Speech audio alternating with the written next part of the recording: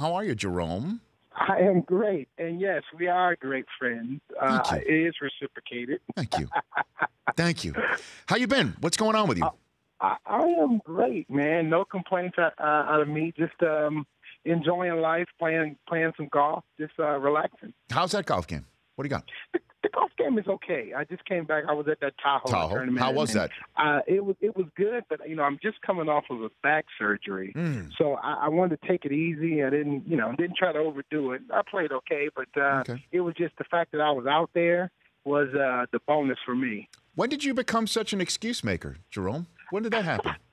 When did that happen? That sounded like an excuse right there. Listen, I didn't want to put pressure on myself because of my back. And so I said to myself, I'm going to be comfortable with however it goes. I love it. I only had, by the way, I only had like 2.5 weeks to try to practice for a tournament. That is the only impossibility. I know, where people are there, people who pay money to stand down the golf course, like you're a professional golfer, like you never have one of those taped lay swings and the slice comes out of nowhere. Come on now. And I did not hit one person. So Good that for was the you. bonus. Who'd you play with? I didn't hit one person. I played with the first day I played with Marcus Allen and Terrell Davis. Great. The last day I played with A.J. Hawk and T.J. Oshie. Then I played with Ivan Hernandez. He was great to play with. And then guy named Corey Page, I believe. Okay. Kerry Page. He was a hockey player. Okay. So how's TD doing? Because this is a big moment for him coming up in 2 weeks. You know all about it. You know about getting that bust in the jacket. He must be out of his mind. He was really excited. He was looking forward to it. I just kind of gave him a little some pointers and stuff like that on certain things. Like what? What'd you give him? What'd you tell him? Just a little bit about his speech. Just some things to kind of look for and to make sure. I wanted him to make sure that he wrote down every name that he wanted to mention, because so many times you forget a name or you forget somebody, and this is the one opportunity that you get. You don't get a do-over. So get every name that you want to get it out, and then figure out what you want to say about them after you get that name out there. But you want to make sure you don't forget anybody. You didn't forget anybody, did you? No, I didn't forget anybody. So that was a good part. I wrote all the names down, and I got everything in. Can I beg to differ, Jerome? Can I beg to differ? There was one name that I did not hear out of your mouth that day. What name was it not? Didn't hear? That was Rich Eisen. You didn't. I mean, come on, Jerome. Well, it was me. Name, it was me. So here's how I differentiated the name. So I said, if there was anything that you did to help my game in any stretch of the way, then I mentioned you. Well, what about the post-playing career paparazzi part? I mean, didn't when you came on Total Access for years? Well, that didn't have any bearing on me getting to the Hall of Fame. It was once my career ended, then that's when the name stopped. Chris Brockman, new headline here on the Rich Eisen Show. Rich Eisen run over by the bus. Breaking news. Thrown under the bus by Jerome Bettis. Never that. Here on the Rich Eisen Show.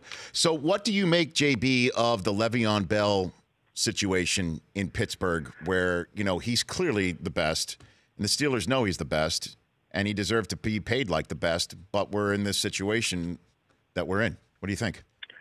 I think it's a little bit of both. Two things here in terms of a little bit of both sides. One, obviously, Le'Veon wants to be compensated, a big number, let's say that. But you also have to think about the fact that from a team standpoint, he hasn't had one full year where he's been either healthy or not in a little bit of trouble. So if you're a franchise and you have to look at, investing, $60 to $70 million in the guy, you want to make sure it's the right decision and all of the nonsense is out. So that, coupled with the fact that the running back numbers are a little bit out of sorts, so to speak, just in relationship to all the players in the league right now. So I think that's one, the numbers are kind of skewed. And two, they want to make sure that he's gotten all the young, juvenile things out of his system. And I think he has. So how do you think this winds up, JB? I think what happens is he plays under this tag for this year, and then they sign him to a long-term deal. It's not going to be a six-year deal, maybe like a 4-year deal, but it'll be substantial money, and he'll be the highest paid. He'll be the highest paid running back in the NFL. So have you spoken to him? Do you have contact? I have not. Okay. No, I have not. No, because I do remember, and a lot of Steeler fans are wringing their hands that this might cost them a Super Bowl situation, because when he does come in from the cold, and as I said at the top of the show, the Steelers usually do know what they are doing as opposed to most other franchises. And in 2005, if I'm not mistaken, in your final ride, Hines Ward was in the middle of something that you kind of stepped in to tell him to come in from the cold, correct? Well, yeah, I was able to kind of help mitigate that situation. It was one that it was coming to a stalemate to the point where both sides were kind of dug in, and I just pretty much let Hines know after talking to Mr. Rooney that this is kind of where they were, and kind of laid out the argument and heard his point of view, and then was able to kind of be the liaison between the two and got it figured out. And so, okay, so you think Le'Veon plays under the tag and balls out and gets a big fat contract by the end of the season? That's what you're thinking. Absolutely. Jerome Bettis, Hall of Famer, joining me here on the show. If I could put you in contact with Ezekiel Elliott, what would you tell him? I would just tell him to keep your head down, buddy. Keep your head down. You'll have plenty of time to enjoy yourself, in a year or so. You need to kind of keep your head down, stay in the house, and don't get into any more trouble. And I think that would be my advice to him, because right now he's his biggest enemy right now, the things that he's doing to himself. Well, it seems like there's got to be somebody in his life who's telling him that, and he wasn't arrested for anything either. It's just that he seemed, with all this that's happening, he's out. Just that alone, the fact is, like, you're going to be wondering what's up with that. Yeah, I mean, right now, here's part of the problem. That team is in terms of the core players, a very young guys. So you don't really have any of those guys able to really kind of pull them back and say, listen, you can't do this, you can't do that. Listen to me when I say do these kind of things. You don't really have that guy in the locker room yet to do that. And so they're kind of flying, in blind, so to speak, because you don't have that, the quarterback is, same age, and, you just don't have that guy to pull them back and say, hey, shut it down. Couple more minutes here with Jerome Bettis, Pro Football Hall of Famer. Adrian Peterson, you retired at age 33. He's 32 going into New Orleans. What sort of year do you think he's going to have, I JB? think he's going to have a really good year. I think when you look at, a guy like Adrian Peterson, I mean, he's not even close to 3,000 carries. I think he's somewhere up in 2,700 carries. And I think, most of your, great running backs, they're going to be at 3,000 carries. And he's definitely one of those guys. So he'll be over 3,000 carry back. I expect him to have a big year this year and a pretty good year next year. I think 2 years he's got to really be productive in the NFL. Now, just to pull this all together, right? I mean, you got Adrian Peterson at 32, and we're wondering how much he's got left in the tank. If you look at any other position on the field, maybe cornerback would be the only position in the NFL where you'd wonder that about somebody. Not at wide receiver, not at quarterback, not at any part of the defensive line. Maybe linebacker a little bit. Certainly not safety, where corners usually move when they turn 30. Maybe that's what's going on with Le'Veon Bell in the running back position, when you got kids who come out of college that can maybe do most of the job, and you're wondering if anybody's got tread on the tire after 30. Maybe that's what's going on with guys like Le'Veon Bell, needing to get his now, and the team perhaps reluctant to do so. Oh, absolutely. I mean, he's definitely thinking that himself. That's the thought process. If I was Le'Veon Bell, I'd be thinking that I've got to capitalize on my opportunity right now. And so from an organizational standpoint, I think it's less of that. They understand that he's still, a young guy, so he's going to have multiple years before he hits the wall. So I don't think from an organizational standpoint they're trying to stretch him out I think they're kind of leery, saying, "Hey, we want to make sure that we don't make this huge investment in you, and you go and do something stupid again." And I think that is the one question mark that they have. So I'm sorry. No, go ahead. I'm finish your sentence. Sorry. No, and so from that standpoint, I just think it's going to happen. They're just wanting him to, play it safe and be smart for an entire season. What are you doing with Stryker Orthopedics, Jerome Bettis? What are you doing with them?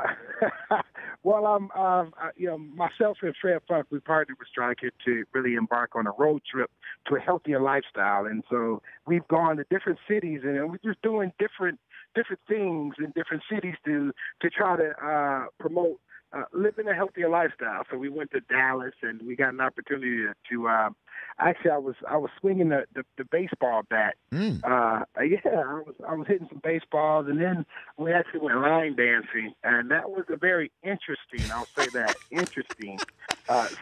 You're doing yoga on the beach in Miami. You're line dancing. Yeah, you're hitting. Yeah, we did. Okay, and that was okay. That part was fine. And we did the cycling thing. That was cool.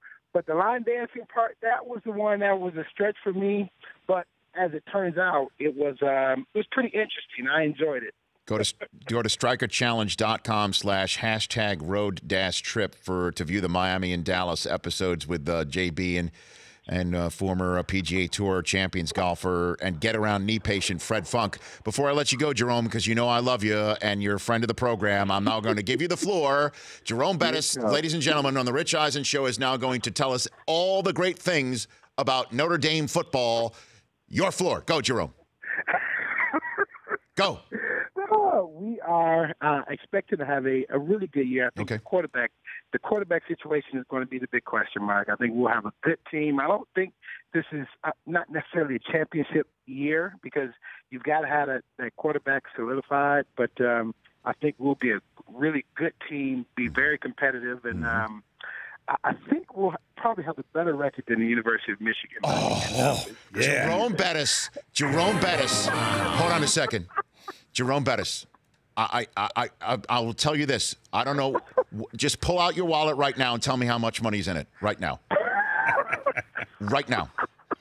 Right now. And I know I know as an NFL Network employee, I'm skirting right now. I'm on. Yes, okay. Don't do it. Don't cost yourself anything. Don't do that. Don't do that. Not for the maize and blue. Don't do that.